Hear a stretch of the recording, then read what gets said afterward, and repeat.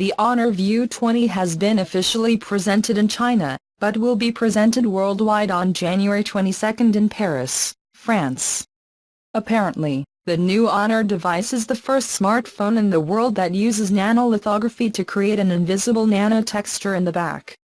Many of you are probably not aware that nanolithography is the science of engraving, writing or printing to modify a material surface with structures of less than 100 nanometers. In addition, Honor View 20 adopts the hole in the design of the display camera to maximize the display area of the screen.